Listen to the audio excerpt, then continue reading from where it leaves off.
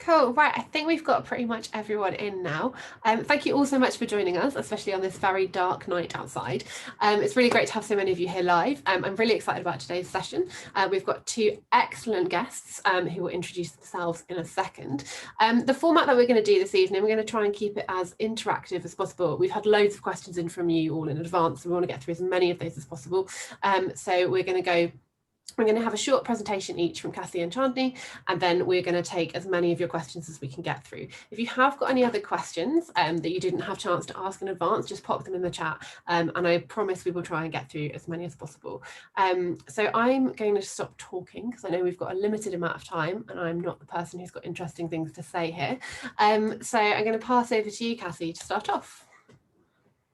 Awesome. I'm just going to make sure that, okay, cool. I'm not on mute and I'm going to try and share my screen and hope that it works. Share. Okay, can you guys see my screen? I'm going to present now. Okay, hold on. I need to okay, cool. Hopefully that is working. Sorry, I'm trying to figure out my Zoom placement so I'm not blocking my own view.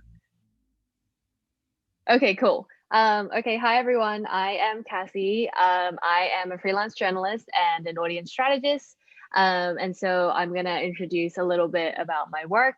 It's not letting me. Okay, cool. So my work focuses on figuring out ways to tell global news stories in ways that reach new, younger, and more diverse audiences, with a focus especially on Instagram. So I used to work with BuzzFeed News, where I joined as a global news reporter and producer, and our teams I guess our whole mission was to kind of tell world news stories in a way that would make them go viral and kind of, take over the mainstream media's coverage of US news, because, US news tends to dominate the news cycle. And we wanted to, there's a lot of important things going on around the world, and we want to make sure that, people knew about what was happening. And we also were tasked with kind of experimenting with new formats.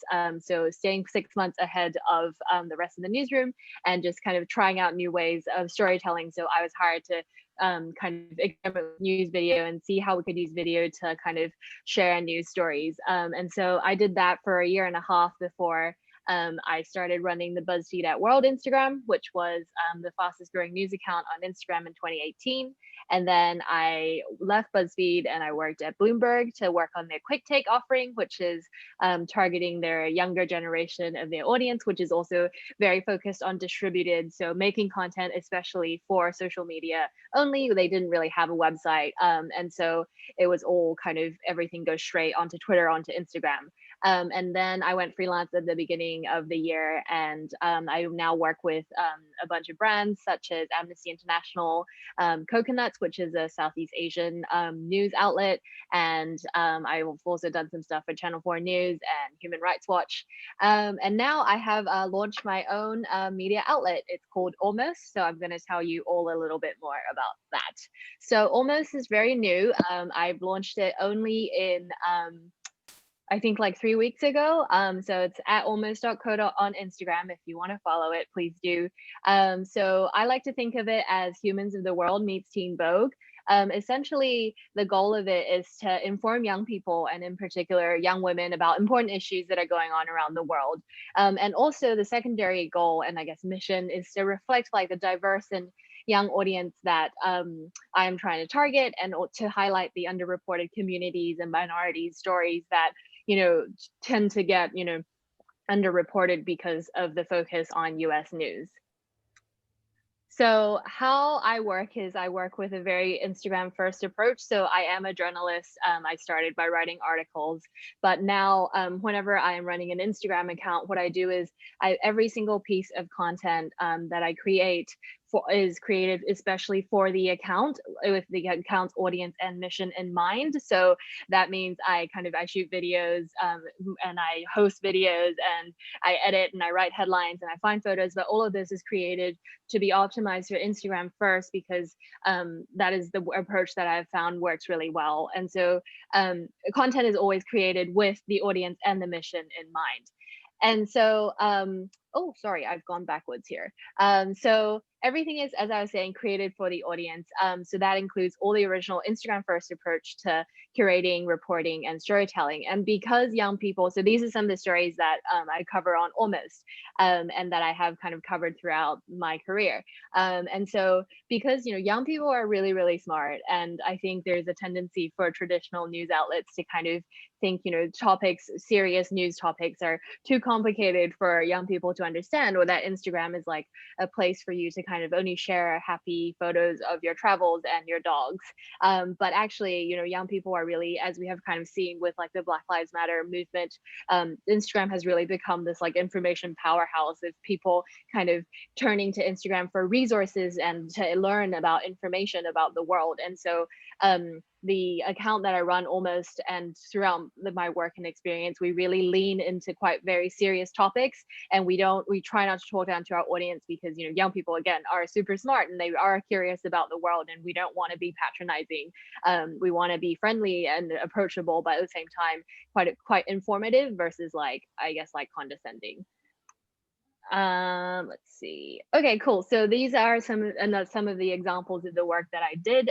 So when I was running the BuzzFeed at World account, kind of in line with my mission of like helping inspire and empower young women, I started this weekly story series called Woman Crush Wednesday that was on Wednesdays. It was hosted and edited, shot, produced, everything by me. And basically every week I would highlight 3 to 4 women who were in the news that week, kind of focus who were making headlines. And basically it was nice to be able to, the goal was to kind of make sure to serve our young women audience, to make sure that they had role models and people that they could look up to, and to help them understand the other issues that affect women around the world, and to help them feel like they are not necessarily the only people in the world who are like, people are fighting for abortion rights in all sorts of places around the world, and to make them feel a bit more connected with the world, and other women around the world. And then we also did some stuff with that was quite interactive with our audience, because obviously we wanted to make sure that people felt they could contribute, and I didn't want to just be like another faceless editor telling young people what to think and what to read about. And so when Ramadan came around, we were thinking about it being like, oh, this is a very big topic that obviously our very diverse and young women, young people audience really care about, but what is a way that we can kind of like go into this with them. And so we decided to come up with a Q&A. So I worked with a BuzzFeed news reporter, Ikran, who some of you may know, but you should definitely follow her. She does really cool work. And so we basically asked the audience for questions that they had about Ramadan that they were too scared to ask, or they didn't really have anyone to ask. And so they had stuff like times that they would the like fasting times, and like what does it mean, like why do they do this, when the dates, and all those sorts of things. And then we were able to kind of, we got like thousands of responses, which was super exciting, because it was nice, and a lot of them were very, very respectful. There was only like 1 or 2 like troll comments, which was really cool to see, because it just kind of is a testament of how much young people are curious about the world and how much they want to learn. And so we then like collated all of the responses, and then we kind of, there were obviously repeats, and then we put them together and then made another story series to answer that. And so some of the results of kind of the things that I've talked about was that the BuzzFeed at World Instagram was the fastest growing news account on Instagram in 2018. So when I took over the account, it was 50,000 followers and it was dormant, but in the space of like a year, it went up to 793,000 followers, and it was doing like 1,500 daily follower growth. And then it had a really high conversion and also engagement rate, which was really exciting to see. And so as you can see on the right there, basically what was really interesting was that it was a very high percentage of young people followers, as you can see, mostly 18 to 24s, but the account also had an unprecedented percentage of young people, people under the age of 16 who were following it for a news account. And so that was what Instagram has said. And as you can see, it's a very highly focused young women audience. Cool. So now I'm going to talk a little bit about kind of the the methods of working that can help you to kind of grow this audience and to reach young people and to help inform them, and also to grow your accounts quicker.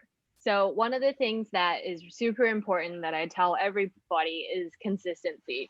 So basically, it's really important to make sure that, when you're posting your when you're posting on your profile, it's very important to have everything that you post be in line with your mission and of you serving your audience. So if you insert yourself into the shoes of your followers, or someone who doesn't follow your account, how are they going to probably come across your account? They're probably going to see it in Explore.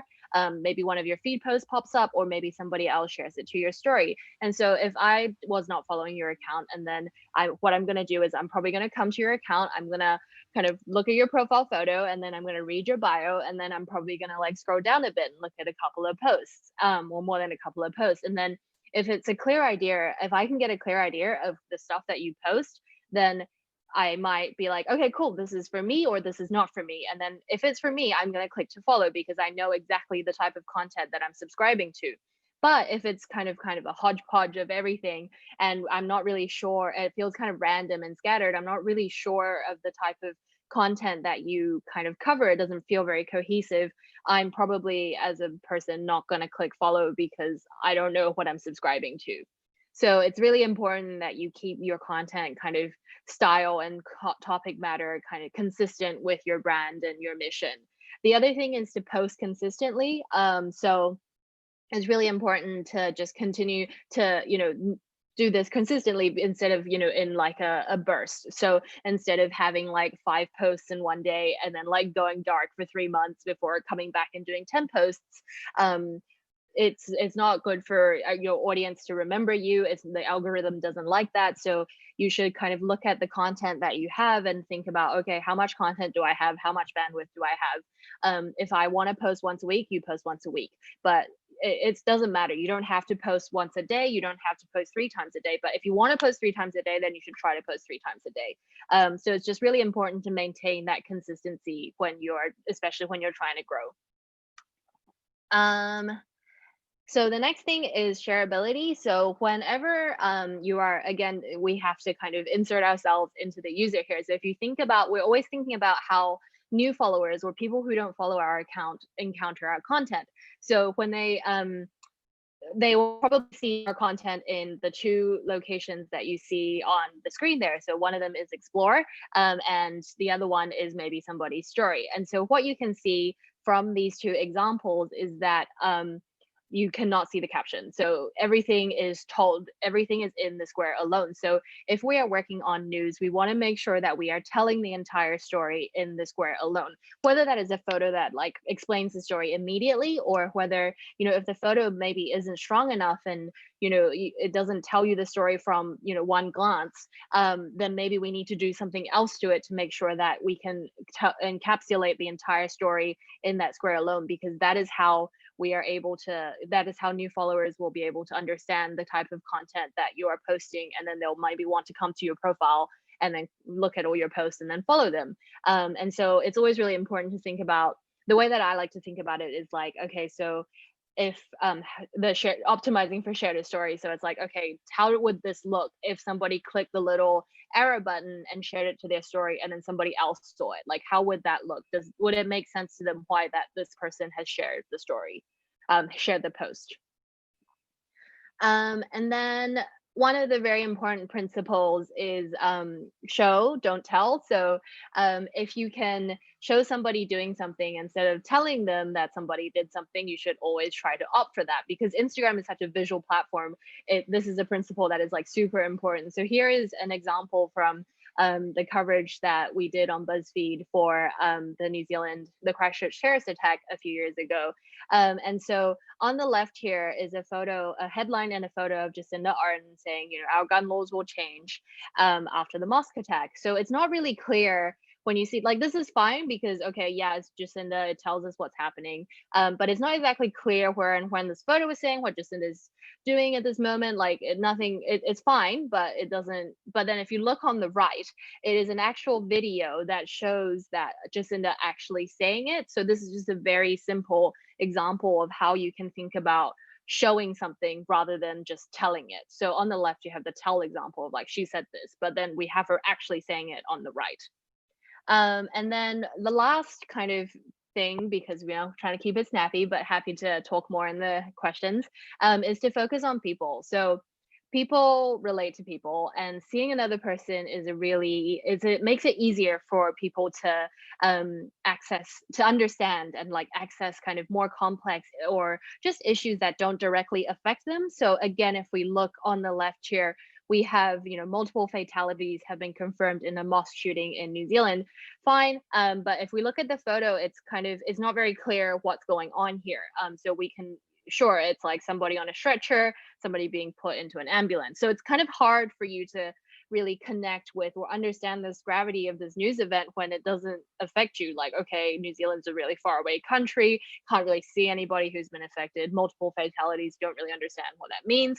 But if you're able to show someone on the right here who has been affected, then you can trigger this emotional response and empathetic response to be like, oh wow, okay, this is another person whose like family may have been involved in this incident. So it's always really important to kind of focus on think about how it directly affects a person.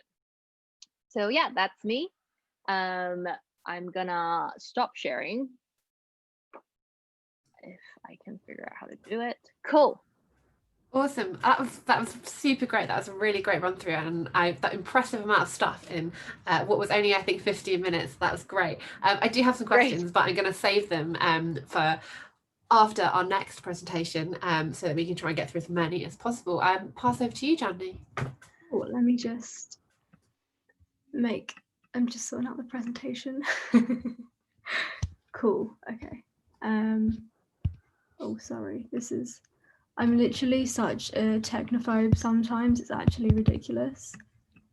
This is being problematic. Sorry, 1 second.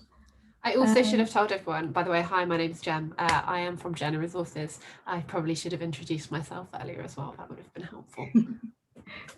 Cool. Right, let me just screen share 1 second. Amazing. Right, you'll be able to see my very impressively named presentation. Perfect. Cool. Just to double check, so can everyone see it? Yeah, we're all good. Amazing. Cool. So just a little introduction to me. I'm Chandni. I did a journalism degree at the University of Kent and I graduated in 2018. And then after that, I worked at Pop Buzz and now I work at Channel 5 and I also run the So You Want to Be a Journalist Instagram account. I've not done a presentation in ages, so I went a bit overboard with the transitions. But so I thought I'd go over the basics of the page. So it's just me who runs it. And yeah, you can run an Instagram page by yourself. It's not something you have to commit to hiring a whole team for. It's fine to do it on your own. And the page is a place for people wanting to get into media careers, just to find resources and help and tips on everything from applying for jobs to looking for what unions you should be joining. I started it on September 20th and in 2 months we hit 1,000 followers, which is exciting. It's just run from my house. I don't, even all the filming stuff, there's not a fancy studio or anything that I film in, it's just in the loft. I've got a very, very makeshift green screen, which it does the job. And I started it because I thought it could be helpful for people wanting to get in the industry. And I chose to run the page on Instagram because for me, Instagram is just the easiest. I think, looks the cleanest out of all the social platforms. And I think the functionality is really, really great, despite the update that happened last week. Yeah, so I decided I wanted to make the account and it was pretty much, I had the idea and 3 days later I had made the account. I decided on a general aesthetic because at the end of the day, Instagram is picture based. So you want to think about, you don't have to really be really anal about what everything looks like and obsess over tiny little details. But I think having a general theme just makes the page look quite clean and it can make things easier to find. So I just went really easy, just a pastel color theme with what I thought was a font that's easy to read. And that's just consistent throughout all of the posts I have. I planned a posting schedule. So echoing what Kassy said, consistency is key. I decided that I could commit to one post a day every weekday, so that's what I do. And then I messaged loads of people for interviews, and I think it's always better to have more people than not enough. So if you're thinking of starting a page or anything where you're going to be contacting people, always, I think for every one person you need, maybe send out 5 emails to be safe. And then, yeah, I work in social media in my day job. So I was lucky enough to have those skills and sort of transfer them onto this.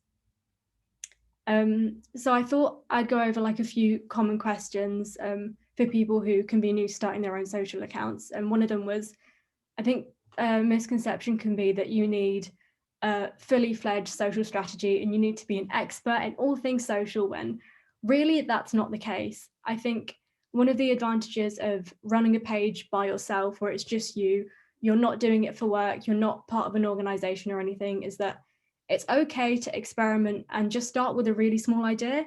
But what is a really good thing about Instagram is that the analytics are, they're really easy to access. You can find all of your insights, just as Kassy showed in her slides. So you know what your audience demographic is and like what time they're online the most, which can influence when you post. So that's a good way to keep an eye on what's working and what isn't, and then obviously do more of what is working. And deciding what to post can be a bit difficult. It's really easy to get in a bit of a creative slump, but think about who your target audience is, because at the end of the day, everything is for them.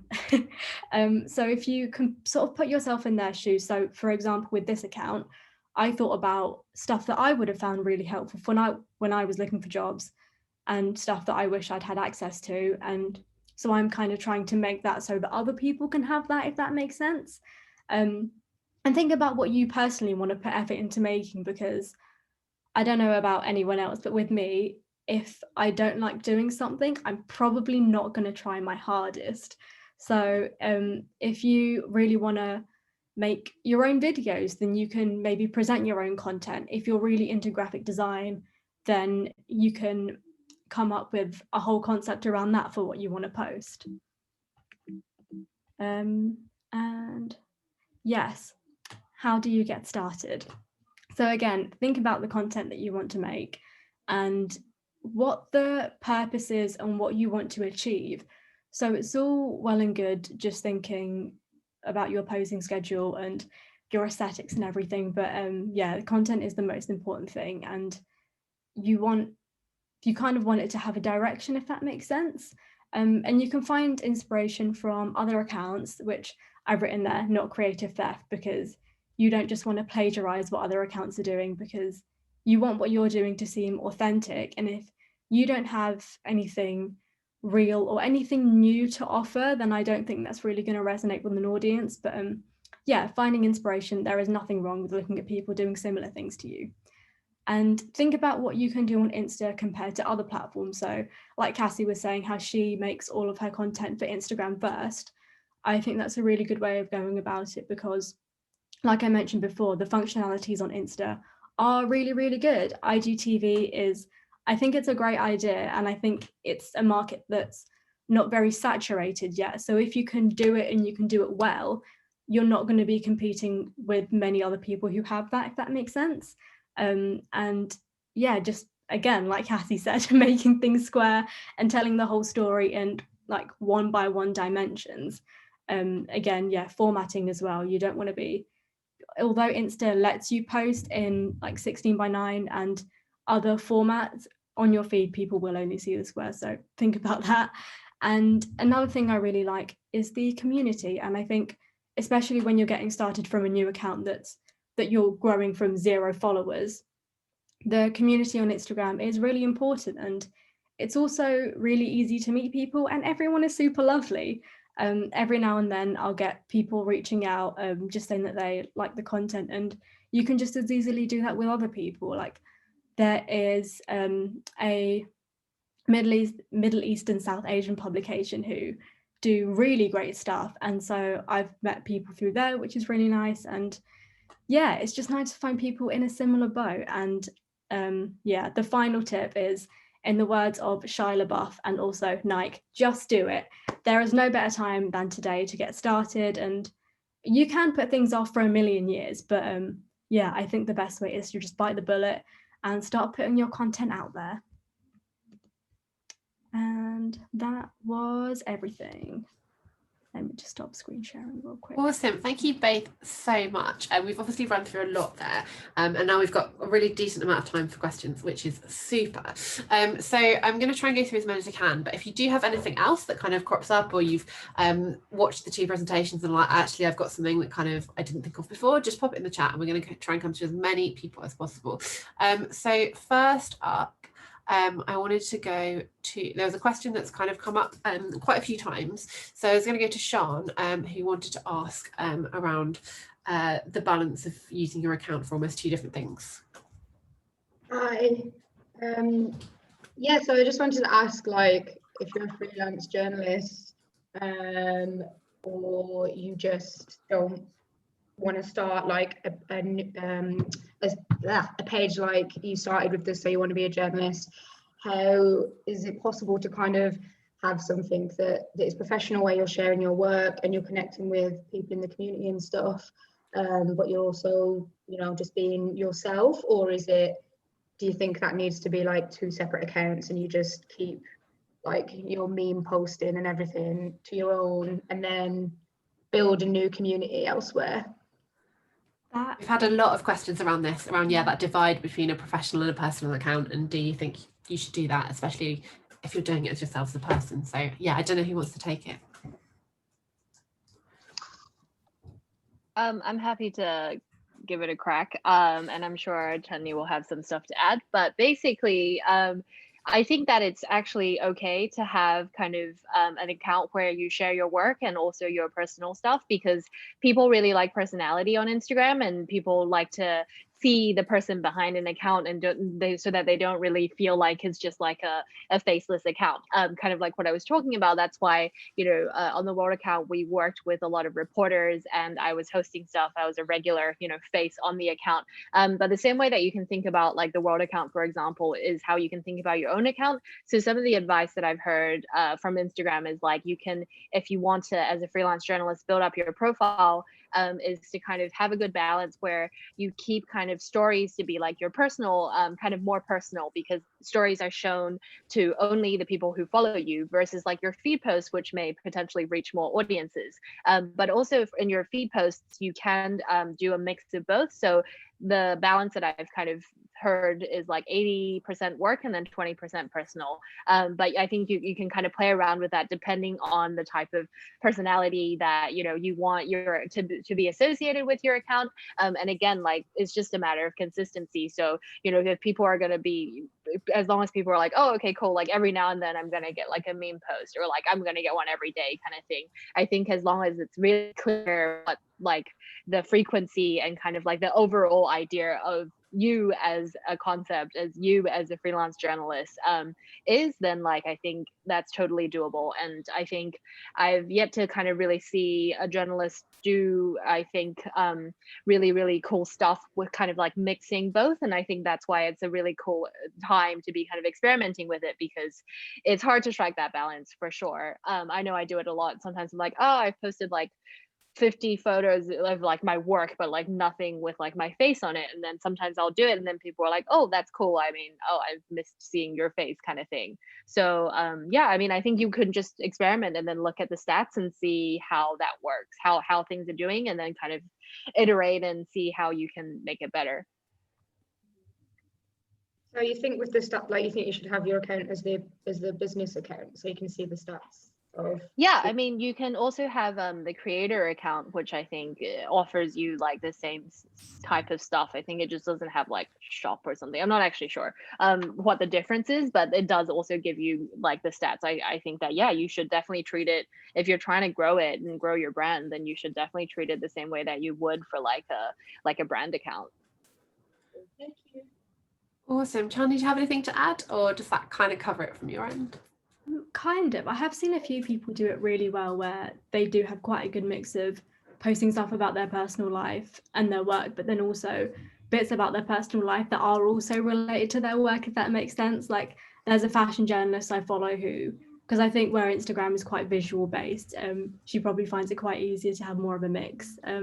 Actually, I filmed a video the other week about stuff you can put on your socials. And one thing that I would add is that aside from freelancing, if there's any other passions that you have or any other skills that you have, Instagram can be a really great place to showcase that. So say if you're if someone's really into photography or they're really into music and they want to go into music reporting or being a photography journalist, then you can really showcase those skills on your account where it still is technically work related, but you can add more of a personal touch to it if you want and kind of show off your personality as well a little bit more.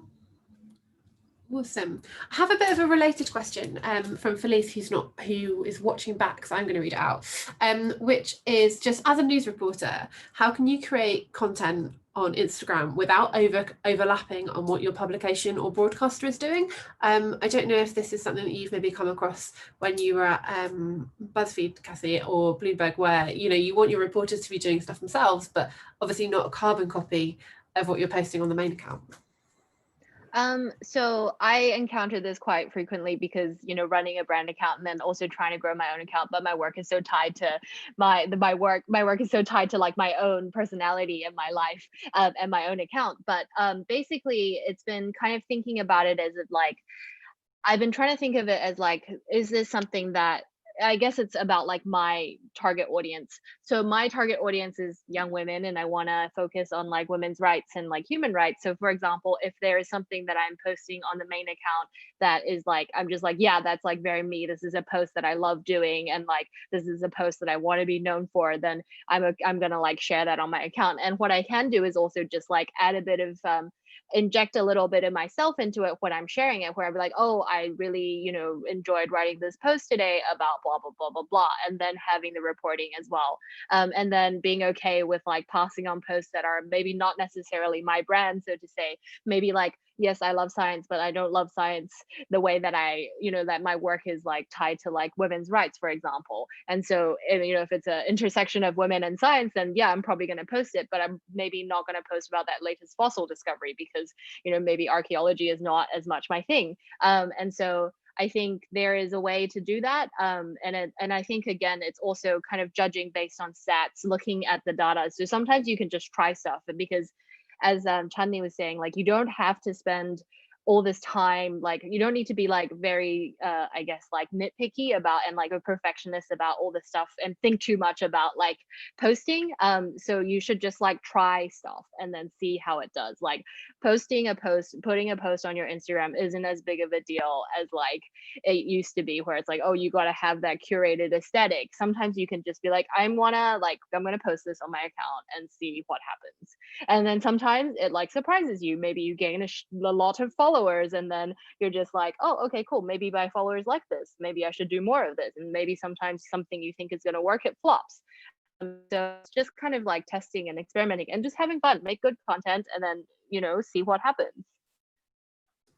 Awesome. And you've both mentioned kind of like metrics. So another question we had in advance was just, what are the most important metrics that people should be looking out for? So Chandni, I don't know, for you, what are you measuring success? What's good? What are you looking at? What things don't actually count? I think, especially in a world where Instagram is hiding how many likes people get anyway, I don't tend to look at likes very much. What I concentrate the most on is probably my engagement and my reach. So how many people my posts are actually like how many they're reaching, and how people are interacting with them. So I think you can have a video with like loads and loads and loads of views, but people might not be relating to it in any way, if that makes sense. So yeah, some things will get a lot of comments, some things won't really. I tend not to, like, I think followers are important, but I also am aware that a lot of bots exist on Instagram. So I think, yeah, following numbers can, like, you can take them with a pinch of salt. Because for me, what I tend to look at when I'm looking at other brand accounts is, say an account can have 30,000 followers, but their pictures are getting less than 100 likes. It sort of says to me that people aren't really engaging with the brand very much, and they're not really, like, they might even not realize that they're following that account. So yeah, I think engagement rates for me is something that I pay a lot of close attention to. Just to add on to that, I completely agree. I think that, like, especially when you're working in like hard news, it's really hard when you're posting something devastating like a terrorist attack or a bombing or something like a natural disaster, to as an audience member to want to click like. And so I think it's really important to kind of judge the metrics based on the content matter of the post. So yeah, if I'm going to see like a really devastating post, I'm probably not going to like it, but I'm probably going to want to do something. So I might comment, I might share, I might post it to my story. And so it's always important to kind of look at these. I think like likes are great, sure, like you can like a photo of a dog or something, but these don't necessarily lead to engagements. They don't necessarily lead to new followers. And when you're trying to grow, like I think reaching the most amount of people as possible is like the ultimate goal. So shares, reach, engagements, those sorts of things versus just likes alone. Yeah, absolutely. And just to kind of, I guess, add on to what you've both said, is I always tend to think about it in terms of those things that are slightly deeper interactions. As you say, it's very easy to go and click like, but it takes a lot more effort for someone to go, actually, I am going to go and look through and click through to that link on your bio and go up and do that, or actually take the jump of actually sending it to someone. So I'd always just think about those things that have taken a little bit more effort rather than just, scrolling down in a feed. Right, let's try and go to another person. Mira, I don't know if you're there and you want to ask the question yourself. You had a question that you submitted. I don't know if this will work. Oh, hi. Yeah, you had a question. Let me see if I can find it. Around stories. I didn't know if you wanted to ask it yourself. Sure. Yeah, so I do watch quite a few Instagram stories, but I've been really resistant to actually creating any. I haven't actually done any. I've sometimes added them to highlights. I don't know how I worked out that, because it's all feels a bit messy up there in stories. I just wondered how I manage a couple of accounts and I have a personal one. I just wondered how important they are to engagement and whether it's a bit naive to sort of ignore it. And then there's Reels and IGTV and things as well. So just be interested to get your thoughts on stories, really. Cool. Kassy, do you want to go first? Yeah, sure. So for stories, I think it really depends on your goal. So as I was mentioning earlier, stories are only shown to people who currently follow your account. And so if your goal is to kind of grow your following and to reach as many people as possible, and you have a very limited, amount of resources and time, then I would probably dedicate most of that to feed posts, because feed posts have more likelihood of being shown in Explore, being sent. It's easier for people to see that. And so I would probably dedicate that balance a little bit different. But like, I think the nice thing about stories is that, it's only 24 hours. So you don't necessarily need to like super highly produce them, and you can just kind of have a bit more fun with them, and they can be a bit more lo-fi. And so I think it's okay to not have to like spend a lot of time on them. So, but it's okay if you're focusing on growing to not dedicate resources to that until, you feel that you've built up this following and you're like, okay, cool, I want to now continue to engage them on a more personal level. So that's for like brand accounts, but I think it's probably a bit more different for when you're doing kind of like a personality account, for example. Awesome. Chandni, did you want to add anything? Do you use like for your, say you want to be a journalist, do you use stories quite a lot? Like how does that work for you? Yeah, so I well, from my personal account, I know that I'm not seeing as many posts as I used to because of the algorithm. This might be a common thing you hear from people on Instagram, but the algorithm sucks at the moment if you're a brand. So I tend to just every post that I push out, I will also just upload to my story so that people know that there is a new post that they can go and see. And then I will just show you quickly on my phone how I organize them. So my posts are in different categories, and then I use highlights along the top. I've given them all like custom their own little icons, so people know that if they want advice videos, they're all going to be in this one highlight. And yeah, I just find that an easy way to organize all of my posts. But for my work accounts that I manage, I don't use stories because the categories aren't as like clear cut, and I find that I don't need to post into stories because enough people will see them anyway. So I think it just depends on what your end goal is really. Awesome, thank you, that was super helpful. Sorry, I'm just trying to juggle all of these questions, so apologies that I'm kind of going all over the place. Just to say, if you have any others that you want to ask like live, just put them in the chat and we can come to some more. I don't know, Alex Hudson, are you there? Do you want to ask your question yourself? Hold on, I am here somewhere. We can hear you. Just about. What was my question? It was all about organic reach, I think, and the realistic proposal about volume audiences against sort of curated audiences. And we all know that 100% year-on-year growth is a great organic growth mechanic, but there seems to be no way to grow it artificially without spending marketing money. Is there a secret that we don't know about? Cool. So yeah, your question is basically around is there a way to crack that organic growth without spending on advertising? I don't know who wants to go first. Kassy, do you want to go first? Sure. Yeah, there is. The world account was completely organic. It just took a lot of trial and error, essentially. It was continuing to try different things, kind of throwing things at the wall and seeing what sticks, but then also just continuing to obviously being consistent. It's a long-term game. Like you're not going to go viral overnight and gain like 10,000 followers. Like this is something that you have to build slowly over time, but it is very rewarding, I guess, in the end when it is exponential at the same time. So at the beginning, it's going to seem really slow, like, oh yeah, I gained 1 follower and then I lost another one kind of thing. But you kind of build to a momentum towards like kind of a point. And usually what happens is you have this one post that you just like crack completely. And it's like that one then sends like an influx of followers to your account. And then from there, it becomes a lot easier. And so I think it's just a matter of looking at data again. Like I cannot stress how important this is, like just looking at what's working. And like Chandni was saying, like the insights tab is so useful on Instagram because you can see you can sort by all of the metrics that you're looking for. So you could even sort by follows, and then look at all of the top posts visually, and you can start to draw some kind of conclusions about the types of content that work and the types of content that are like low on the list or something. And so I think it's just trying out stuff and then, trying to iterate, and you'll kind of get an idea of what's working. And when you're starting to hit that point, then that's when you're like, oh, okay, it's time to kind of like buckle down and like really figure out exactly like what it is about this post that works and how can I continue to like repeat that. And then you can like grow really, really quickly. Awesome. And Chandni, have you ever, is all of the stuff that you've been doing entirely organic as well? I mean, you obviously, I guess, so you want to be a journalist but your day job is also managing some quite big accounts. Yeah, it's quite, I think the way pages are run are quite different. So on my personal one, I have no shame when it comes to hashtagging.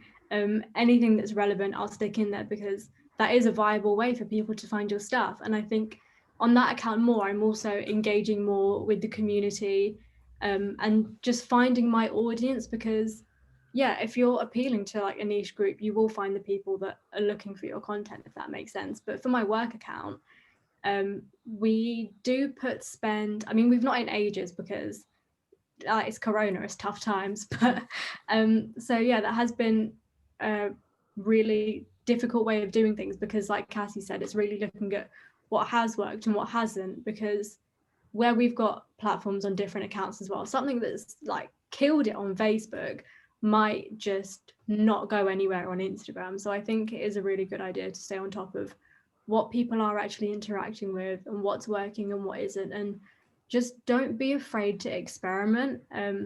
I know it can be quite risky sometimes, like wanting to change things up, but if it pays off, then you found something that works really well for you.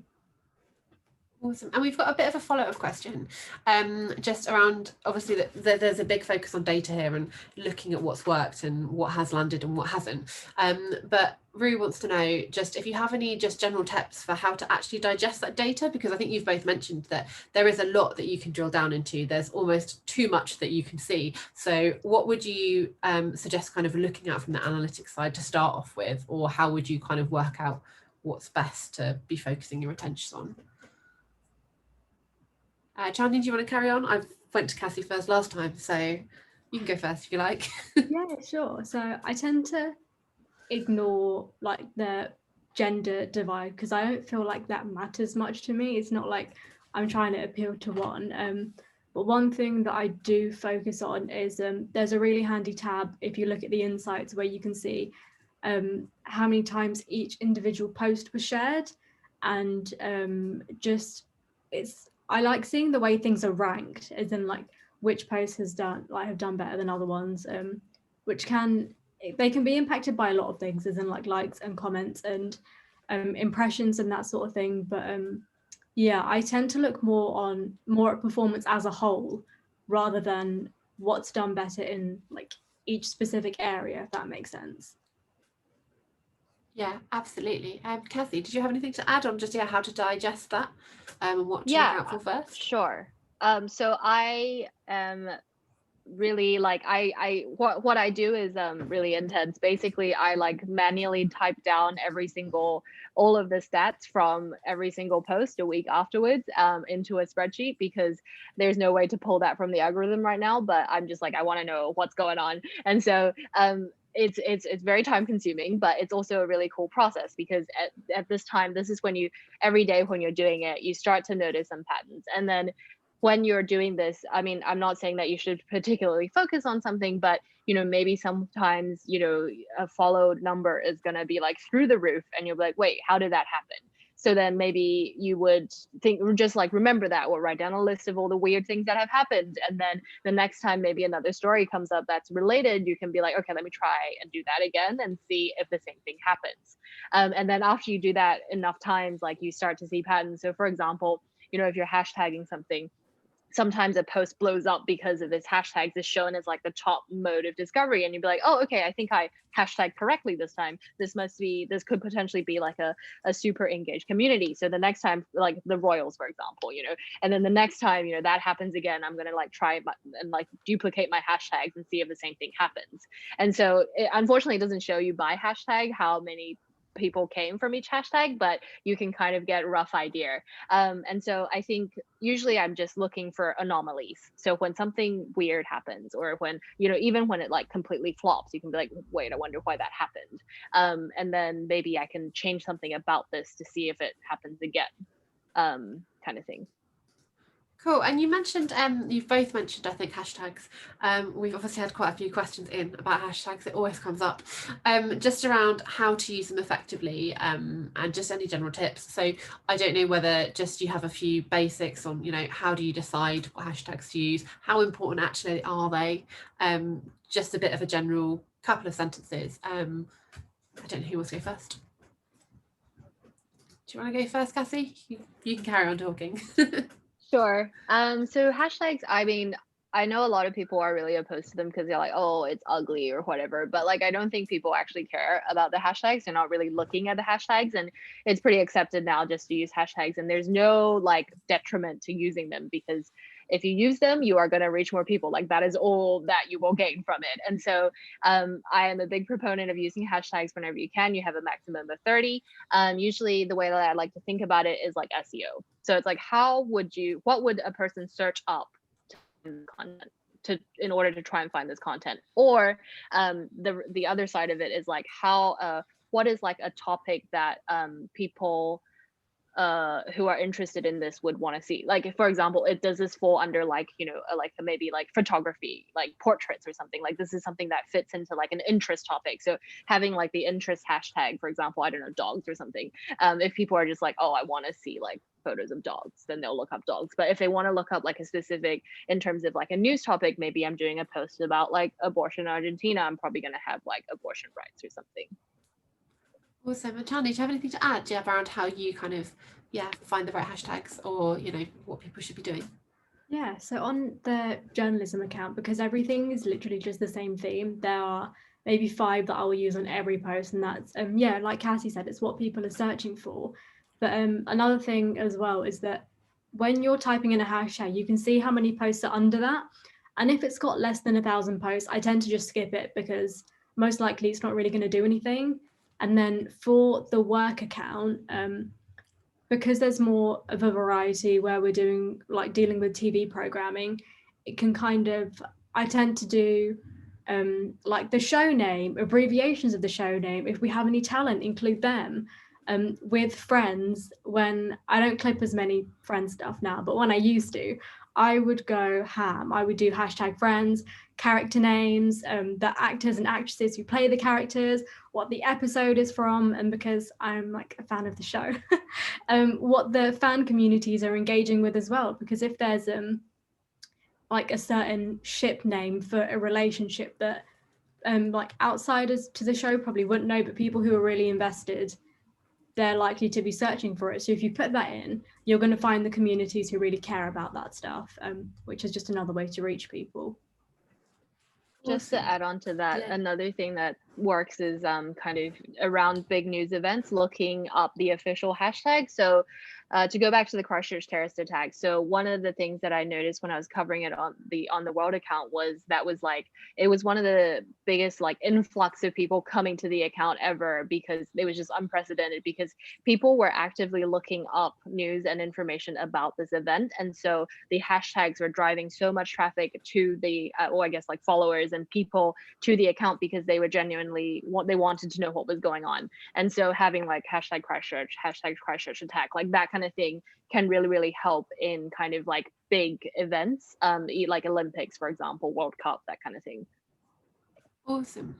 We had actually around the world account, Alex had a follow-up question, which is you might be able to see it in the chat, that you got an incredible engagement rate back when you were doing it in July 2018, but it's now gone down, and he just wondered whether is it just a case of trial and error? Is it that you've left, or is it that Instagram is just a bit harder to crack?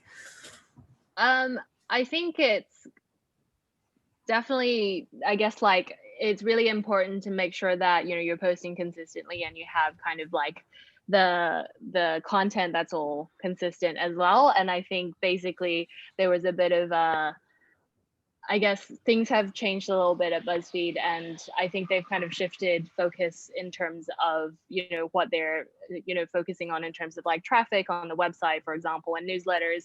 And so I think in terms of like resource allocation, it has not been really top priority for them. And so I think that it was also like what happened on the world account was a very special thing, because it was just one person running an account. And so it was all me, and it was very much easier to kind of have a say over everything and make sure everything was the way that I saw it in my head, kind of thing. And I think it's always difficult when there is a handover of an account, because sometimes, you know, everyone has a different perspective on things. Everyone has a bit of a personality, and people write things differently. They choose photos differently, and that's what makes each account special. And so I think it was a combination of factors. Awesome. Okay, so one more question kind of around stats and analytics, and then we'll go on to a couple of different areas, because we've still got loads of these questions in front of me, and we'll try and do as many as I can. So someone has asked, submitted in advance, just around whether you can see obviously in the analytics, like when your audience is active, but how much attention do you both pay to those kind of peak times? Do you actually try and put your content around when Instagram is telling you your audience are there, or is that something that you don't actually pay that much attention to? I noticed you unmuted yourself, Chandni. Do you want to go first? Yeah, sure. I used to pay more attention to it, especially at work. I would tend to post things on Instagram at 5 p.m. so I could get that rush hour audience when people are on their way home just scrolling. But now everyone's at home all the time, mostly anyway. So now I do pay more attention to it, but I can't say that I've noticed much of a difference. I don't know if that's because of the way the algorithm works, but for my journalism account, I tend to just post at midday every day, just for consistency, and also with the hopes that people might see it on their lunch break when they're scrolling. Yeah, I think it's really easy to just trial what's working and what isn't, though, because there is nothing stopping you from posting at different times of the day and seeing what works and what doesn't. I know this isn't necessarily business related, but there was this rumor that went round that on your personal account, if you posted a picture at like 8 p.m. on a Saturday, it would get loads of likes. But I think it's just account to account, and the way the algorithm works, just because all of your followers are online at 8 p.m. doesn't mean they're all going to be seeing your posts at 8 p.m. Yeah, absolutely. Kassy, anything else to add? Do you pay attention to it? Not that much anymore. I used to when I first started out, and I was like, oh, okay, I'm gonna try and get like get all the posts up when people are online. But I think the algorithm is like so, uncontrollable that we don't know when people are gonna see it. And so I think it's just a matter of making sure, it's more a matter of making sure that the post that you make is good. And so when people see it, they will wanna do something with it, engage with it, and that will send a signal to the algorithm to be like, oh, okay, people like this post, let's show it to more people, if that makes sense. And obviously, like Chandni said, like try it and see if it works. Maybe it works on some accounts, maybe it doesn't. But from my experience, I've kind of not really paid attention, but sometimes I'm like, okay, cool, maybe I have some rough guidelines, maybe I should do it on like on a morning when people are all like scrolling, but it doesn't really like make a huge difference. And it's kind of hard to track as well, because sometimes a post is going to go viral like a week after, and you'll be like, oh wait, I don't remember, if it was because I posted at this time, or did something else happen that led to it. Yeah, absolutely. Also, I'm just really bad at, I have to just schedule it ahead and I just pick a time. It's just how it has to happen. So we had a question in advance from Shelley, who wants to know how important it is, even for older journalists, to have a strong Instagram presence. Chandni, I know you're obviously quite focused on like the younger end of people getting into journalism, but I don't know whether you'd have anything to say someone who is, perhaps a little bit older, hasn't necessarily thought about coming onto Instagram before, and whether you think that's important. I'm not sure if a strong presence is like necessary. I think it's good to show that you know how the platform works and that you can use it and sort of utilize it in your own way. But I think if it isn't your job, then there's no need to turn it into a sort of part-time job, if that kind of makes sense. I think, just demonstrating that you know how to use it properly is enough. I wouldn't worry too much about making sure everything is looking like it's from a professional, like glossy brand account or anything. Cool. And anything else to add, Kassy? I think, I would probably echo what you've said so far, in that it's just important to know that you understand it as a platform. You don't necessarily, similar to I think Twitter and Facebook and everything else, I don't think you need to have the biggest audience. Yeah, and I think it really depends on your goals, and the audience that you want to reach. Like, what do you really have to ask yourself, like, what do I want to be known for? Who do I want to be seeing my work? And if your audience is mostly on Instagram, then you might have to go on Instagram. But if your work is not necessarily focused on, people targeted for or written for people who are on Instagram, then maybe you don't necessarily have to have like a professional brand account on Instagram, because maybe that's not your job, like Chandni was saying. And so, it's just about your goals and your audience, I guess. Awesome. So we had a really interesting question in the chat as well, from Mojo, who says that since we've all been working from home, they just have less interesting photos. So they used to be in the office, in the studio, behind the scenes, and now we're all at home all the time. Do you have any advice on any interesting things that they can take photos of, or how people can get a bit creative now there isn't necessarily the standard stuff that you might be doing? Do you want to go, Kassy? Green screen yourself everywhere. No, I mean, that's what I've been doing. I've just been like, oh, I can't go outside, so I'm gonna green screen myself at like a protest kind of thing. I guess it's difficult, and I'm like recycling old photos, but you can also do some like creative stuff without going outside. And so that is like, recording your screen, for example, doing green screen, playing around with filters, playing around with effects. I don't know. I feel like Chandni would be good for this. This wasn't even in lockdown, but there was this like ugly photo challenge that went around last year, I think, where people would go, I mean, realistically, they weren't really ugly places. It'd be like a car park.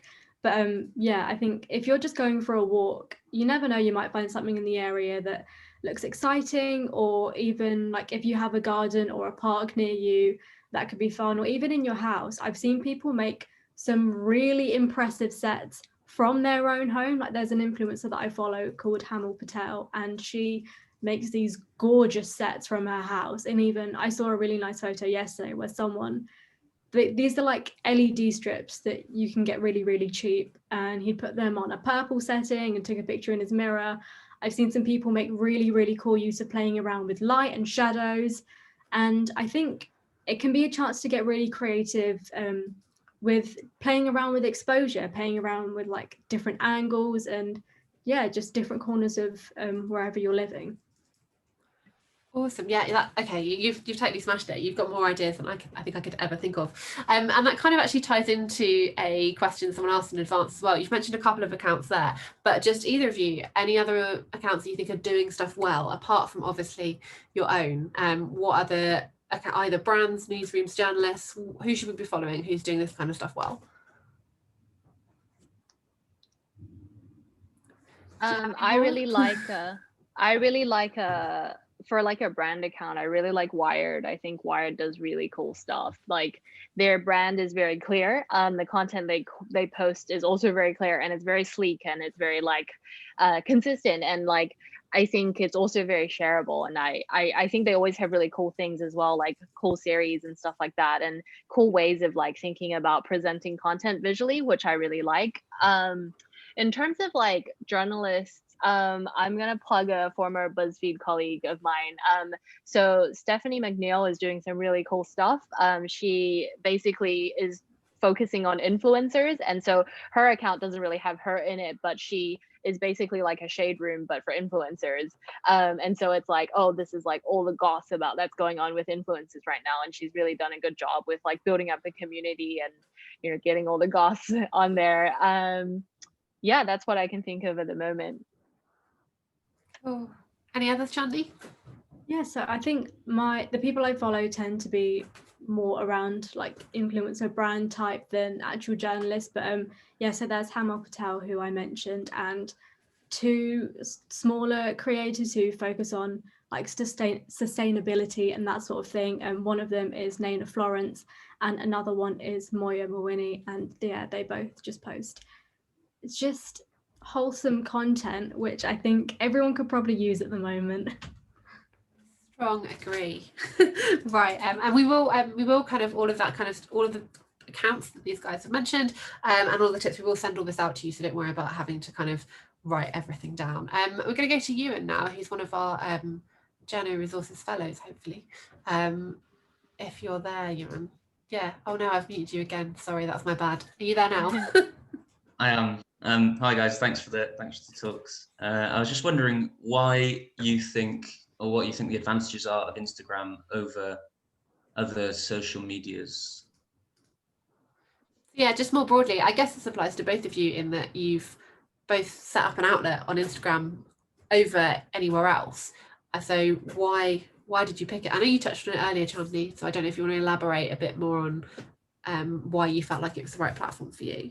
Yeah, sure. So I felt like it was the easiest way to set everything out. Like on Facebook, I feel like it would have been harder to find an audience and to get people sort of seeing what I was doing. Same with on Twitter, because once you post something on Twitter, it's just pushed down and down the timeline, and you might never see it again. But on Instagram, with the way that I've sorted things into like highlights and different categories, and it's a bit easier to find things, and I knew I could not commit to maintaining a website on top of this, like doing it alongside a full-time job. I just thought for me, it was the most convenient. I knew how it worked and how I could get the most out of it in my own way. So yeah, that was why I picked it. What about you, Kassy? I think it kind of naturally just came to me when the world account fell in my lap. But essentially, I think a lot of the times I get asked about like the value of Instagram because it's really hard to monetize on Instagram because there's literally no other way except for like partnerships. And so I know that there's like monetizations coming, options coming to IGTV and so on, and that's all in the works. But it's kind of, we get asked that a lot. It's like, what is the value of using Instagram? Because, you know, you can't do anything with them. They don't even go to your website. Like you can't click through on links. But actually, I think what I like about Instagram is that like you can build such a engaged audience that you wouldn't necessarily get on like other platforms. And I think in general, it is a bit more of a positive environment as well, where obviously like not any platform is perfect, and there is always, you know, bad stuff going on, people saying mean things in the comments. But I think it's a place where if you are able to kind of build up that community, you can kind of see it's very I guess you can see the rewards of it, where people are really engaging with your content. And when after you kind of build up their the engagement and their like loyalty in the long term, they will literally follow you everywhere. So with the world account, at first it was only on Instagram, but then, you know, when after a year everyone was like already knew it and was following it, they were super engaged. We could start directing them to, you know, our website, signing up for newsletters, doing all sorts of things, following our other accounts. And so I think it's kind of using it, it's a really great tool to think of as like a way to kind of build towards your long-term goal.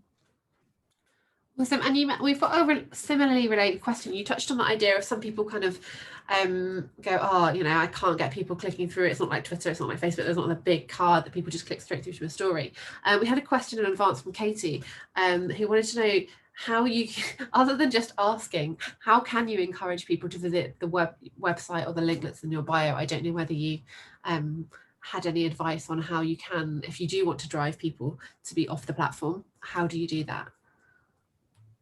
I think from my experience, what's worked really well is a very simple call to action. So people have such short attention spans that if you give them more than like 2 things to do, they will not be able to figure out what to do. So if you really want them to just visit your website, you should just keep it really, really simple in your caption with like nothing else, just like click the link in bio to visit the website, and then they will do it, because if you have it right at the bottom of like a massive caption, they're probably not going to read to the end, kind of thing. And so just keep it really, really straightforward, and then people will hopefully be able to do that. Obviously, like the more engaged your kind of audience is, the more likely that they are going to do that. And obviously think about the value of it. It's like, what value you're providing them, like why should they go and click the link in the bio? What will they get out of it? Awesome. And you kind of spoke a little bit, Chandni, about just almost maybe, is it a sense of you just need to sometimes rethink your mindset and make sure the value is there on that platform and they don't necessarily need to go to the website? I don't know if that's something that you'd agree with.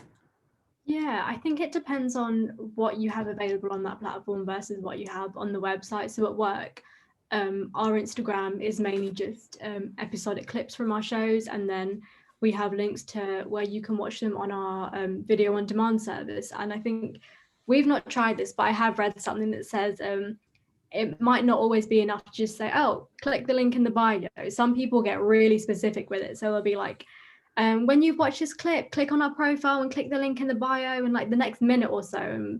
Just being a bit more directed with it, because subconsciously it's kind of making them think, oh, when I finish this, I will go and do that. But yeah, I think just like what Kassy said, yeah, just as simple as a call to action, telling them to actually go to your website. Yeah, absolutely. And I think once you've built that community, I think it's surprising how many people do actually go and do it. Especially so the Journal Resources Instagram account, obviously not the most massive Instagram account in the world, but I've always been consistently surprised where I do go, it's up there, go and have a look, and people genuinely do. So it sounds simple, but that's probably the best thing to do. I don't know if Terence, are you there? If so, we'll go to you for a question. If not, I can read it out. Potentially not. So I will read it out. I think a couple of you have touched on this already, but just one, how you can kind of make the algorithm work for you as much as you can. Obviously it changes constantly. But secondly, if you've got that Instagram first approach, so you're making everything for Instagram, how can you actually reuse that for other social media platforms? So you're starting off with a very Instagram mindset. Is it possible to kind of reuse that on, say, Twitter or Facebook, or is it that you would always say just make specifically for each platform? I don't know. Chandni, you're nodding. You can go first. I think, yeah, just because it's Instagram first, it doesn't mean it can't be repurposed, because I think it's mostly to do with the dimensions of what works well on each platform. So on Twitter, where on Instagram everything's quite square, sometimes on Twitter things will be more like in a 16:9 format, so like a bit wider, which isn't to say you can't crop images to be like that, or just put a little border at the top and at the bottom to kind of, actually no, it'd be at the sides to stretch out a little bit so it can be seen in that in that format. And then on Facebook you see more in 4:5, which is, I find, quite an awkward dimension to make things in, but again, you can make it work by just putting the border on if you're strapped for time. Like on the Channel 5 Instagram, we take square videos that we've put elsewhere, and to make them work for IGTV, we'll sort of do a background overlay. So when it's in feed, you still see the square, and then when you click in, you get the whole video. But yeah, I think it's just more about how you play around with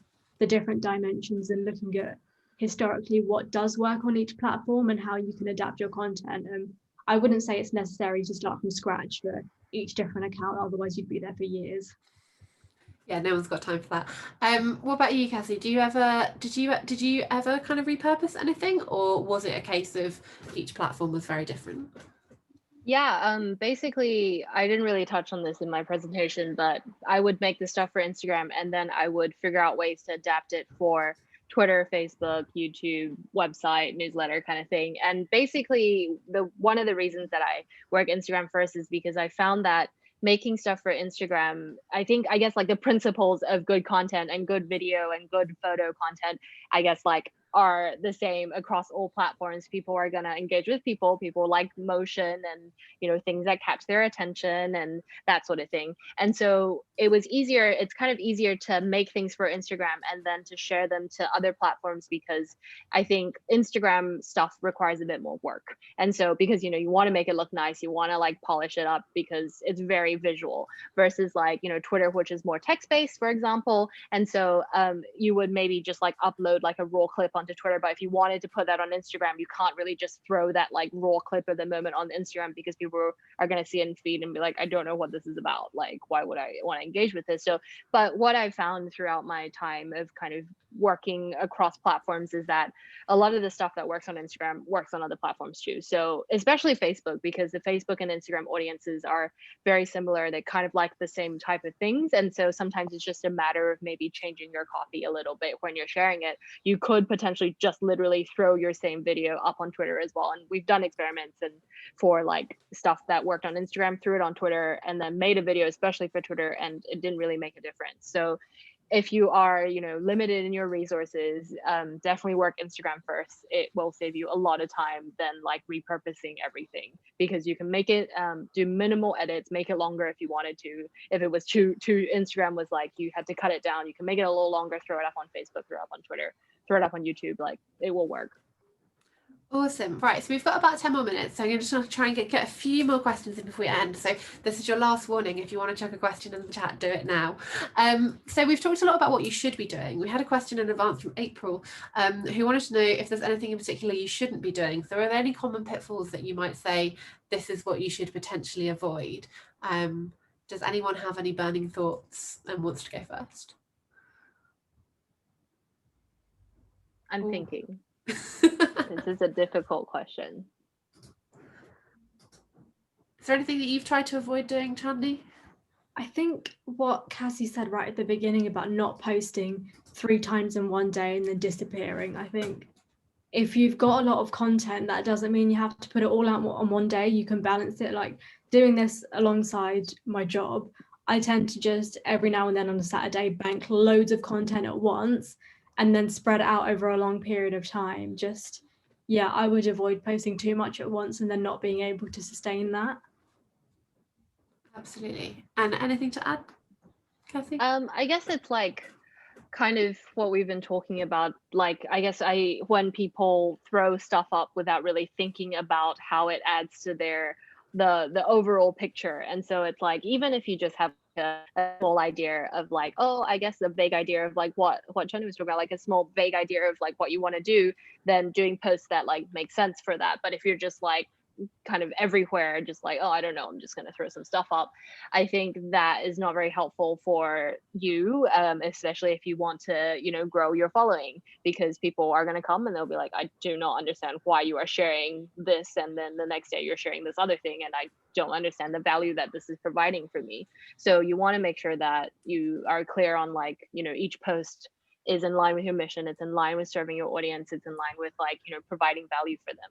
And what, you know, being really clear on that value and making sure that all posts are kind of like aligned to that. And have either of you used Instagram Reels yet? We've had a question in about Reels and how we'd use them to tell stories, but I don't know whether this is maybe a bit too early.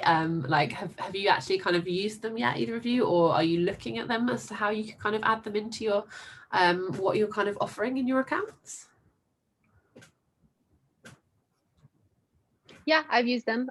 We use them for Instagram for Amnesty. We basically made we repurposed we just uploaded a TikTok onto the Reels and Reels, and it worked. People really liked it because I guess people weren't following us on TikTok, and then the content felt very natural as well for both of that. Sorry. And then the other thing was I made it a special like reel, especially for Instagram. And so we were using it to promote our learning app. So Amnesty has like human rights courses. And so it was actually really fun because I got to do green screen and kind of put a lot of different stuff together, and it moved super quickly. And so it was like very chaotic, but I think people really like that. And I think it's a really exciting time to be, and they all performed super well. Kind of like when IGTV first launched, everyone was getting like thousands of views, but it was really cool because people were really engaging with it. And I think it's a really cool way cool thing to like experiment with. That's good to hear, because that's basically going to be my strategy. Is I'm just going to put TikToks up as Reels. That's basically what I'm going to do. Cool. Let's try and get a few more in before we finish. What's a good question to ask? We've talked a little bit, I guess, about stories. You've just mentioned Reels. Just whether you could really briefly kind of sum up how you decide when you choose one kind of format over the other, if that makes sense. So how do you decide what's a post, what's for IGTV, what's for Reels? What's that kind of process in your head of how do you pick what goes where? Do you want to go, Chandni? I realised I didn't ask you the last question. That's fine. I mean, I've not used Reels anyway. I'm going to have my first venture soon and see what works. But yeah, with deciding what content should be what, everything text-based, I tend to just make a post. Then I tend to do everything in a carousel so you can just swipe through. And then all of my videos, I'm pushing to IGTV. I'm not making any of them in feed posts just because they're all over a minute. So they wouldn't fit anyway. But yeah, I think going forward, I might experiment with shorter videos as Reels. But yeah, I think for me, it's quite easy looking at what's going to be IGTV and what's going to be a post. But with my work account, it's a little bit different. We tend to put dramas and more serious stuff in an IGTV format, whereas everything lighthearted, we tend to just do shorter clips that can go in feed. Awesome. And anything else that you'd want to add, Kassy, about how you decide what goes where? Yeah, I think basically the way that I think about it is kind of, as I've touched on previously, thinking about it in terms of who's going to see it. So only your existing followers are going to see stories. So maybe and then versus feed posts, which is like everybody's going to see it, even people who don't follow you, who don't know what you do. And so if it's very core to, your account, your mission, kind of like the overall brand, then yes, of course, you should definitely post it on feed. That doesn't mean you shouldn't also post it on stories. You can, but maybe something you post on stories, maybe specifically for your audience that already follow you, already know who you are. And so that may be too niche, for example, for someone who doesn't follow your account, because that doesn't necessarily, maybe it's like an in joke or something like that, or it's like a personal glimpse into like, the behind the scenes of something. But yeah, so it's thinking about who's going to see it and who does it make sense for. And as for IGTV, I've just kind of been thinking of it just because I haven't really personally seen a lot of returns on kind of, and this may just be my experience. I haven't seen a lot of returns on like kind of like growth in terms of using IGTV, but also it is helpful because monetization's coming. It is a way for you to upload longer videos. So if you do have a video that's longer than a minute, yeah, throw it up on IGTV. It's minimal effort. You may as well get more views. You may as well get more engagement, more content. Like, and now you can put it up as a horizontal video. Why not? Cool. Final. Oh no, sorry. You go. I cut you off. Quick point about IGTV. Horizontal stuff. Just be careful about the thumbnail, and you might not notice the growth straight away. Like especially with the work stuff we've done with IGTV. because like I said, it worked better for dramas. We didn't see a lot of views coming straight away, and then we checked 2 weeks later and suddenly it was massive. So I think it's worth, I'm not 100% sure how the IGTV algorithm works, but I don't think it necessarily pushes things in a chronological order. So you might see a payoff way later down the line. It's just, yeah, keep an eye on it if you're going to experiment with it.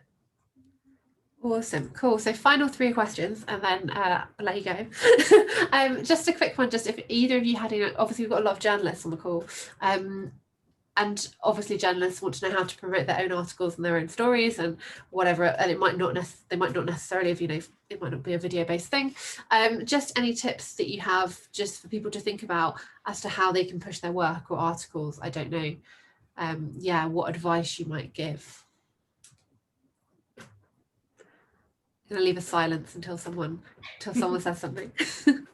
I would I think if you're trying to promote it in a way that looks nice, that can be quite difficult, because if you take a screenshot of your article and then just post it, it might not do anything aesthetic wise. But what I've seen a lot of people do is in their bio have a link tree where you can go on there and then it will have links to their most recent article or where they've written for in the past. And basically the way it works is you can just link to a whole bunch of different stuff. So that might be a way, and then you can push to that through your stories, because I mean, if you have over 5,000 followers, you can do the swipe up, but I mean, I'm not there. I don't know how many people are there yet. Anything you want to add, Kassy, around just, yeah, ideas for promoting your own stories? Sure. I actually use a lot of screenshots. I know that it's not very aesthetic, but what I've found is that, people on the internet don't necessarily 100% always want things that are too polished. And so screenshots are fun because people always want to know what's going on another platform. So it's an easy way to, especially like Twitter screenshots work really well. So if you want to inject a bit of yourself into it, if it's not necessarily the most visual thing, then you can do that. Another way you can do it if you want to have more of an aesthetic is, you can make a little quote card or something like that from Canva is free and it's great. There's so many templates, like you can do so much on there. You could just plug it into a template and then like try out a bunch of things. But I like to look at how normal people are using Instagram and then kind of see how we can kind of take the ways that they use it and then like apply that as journalists, if that makes sense. Yeah, absolutely. So okay, penultimate question. Just any general tips around, obviously everyone has to start somewhere. You've both just started your own accounts from scratch, but just any general tips around how to build that engagement and interaction when you are quite a small account yourself. So how do you get that ball rolling when no one necessarily knows who you are? I don't know how you've been kind of working. You've only launched almost, what did you say, like weeks ago? How have you been building that up? I think it's like, it was really scary to launch because I've been wanting to do it for ages and I kept putting it off and I was like, oh no, what if nobody follows me? But I think you just kind of have to start posting. Obviously when you're small, hashtags are so important because it's just an additional way that you're going to be able to reach more people, because you're not going to be getting enough engagement for your posts to be hitting explore, which is, your ultimate goal, kind of to reach more people. So hashtagging, posting consistently, just telling your friends. So when I launched, I just was like, hey guys, I'm launching this thing, please give it a follow. And then a bunch of people did. And so it's nice to be able to, I mean, even just simple word of mouth is really helpful. And yeah, just like sharing to stories, to like your own stories, for example, if you're launching your own thing. So I've been sharing like all this stuff to my stories and then maybe asking my friends to help me share, just telling everyone about it. Very word of mouth stuff. But I think it's just again, it's a long game. So you have to just keep posting and keep at it. And then you will hit that point and then you will go viral and you'll gain millions of followers. I like the motivation. Anyway. Anything else you wanted to add, Chandni? I think, following other similar accounts, because what Kassy said is great as well. That's another thing I did. I asked friends to post about it, and I found other similar accounts that were kind of also for young people in media. So there are a few podcasts that I followed, and just messaging them and saying like, oh hi, I really like what you're doing. And because what I do is also sometimes sharing other people's resources, and then other people a lot of the time will do the same thing for you. So there's a few of these tags going around that's like, oh, 5 accounts that you should follow. And yeah, community stuff like that can really help build a following, I think, because especially if they're similar pages, most likely if people are following them, they might also see and like what you're doing as well. And you can get more sort of traction going that way. Awesome. And then final question, which I think, so the question is, if you were, if someone wanted to hire someone to help grow,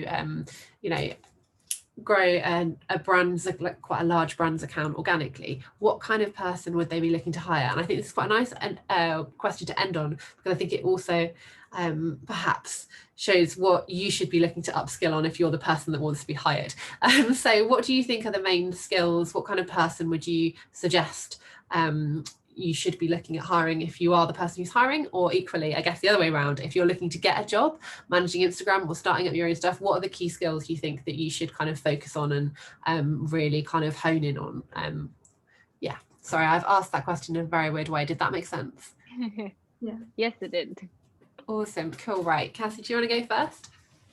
Sure. I think there's a lot that, there's a lot of ways that you can approach this. So you can hire someone who is good at strategy, who has the big idea, understands kind of cohesively how this thing is going to look. But I think it's also important to have people who are like producers, because like producers are the people who are making the content. And so I think overall you need to have a good understanding, not necessarily of Instagram, just of like content and like visual storytelling, and how you can use a combination of things. I think like production, I guess, visual production, of like, you can use photos and you can use text and you can use videos, and how you can combine them to tell a story. So I think this is something that I think we don't really talk a lot about, because we're like, oh yeah, data, and also like, hashtags. But actually, I think the content is like king. That's what we say, content is king, and you do it for the content. And so the content is what people will come to follow you for. So having a really good understanding of what makes a good story, or how to tell a good story,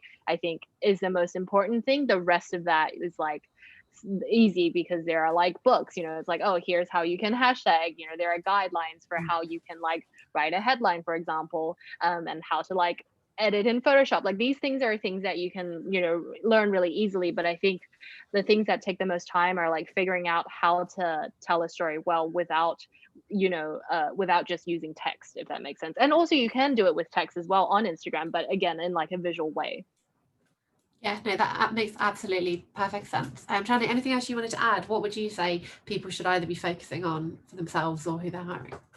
I think that pretty much covered everything. The only other thing I would add is maybe how to, if the brand isn't necessarily like Instagram friendly, so maybe if they don't work with a lot of visuals in the work they do outside of Instagram, someone who knows how to make it work specifically for the platform, or specifically what their audience might be on Instagram. Maybe it's different to their audience on other platforms, and just someone who can think about how the brand's content might be best represented to a potentially entirely different group of people, because on Instagram the audience can tend to skew a little bit younger than on Facebook and on Twitter, so that might come into play a little bit as well.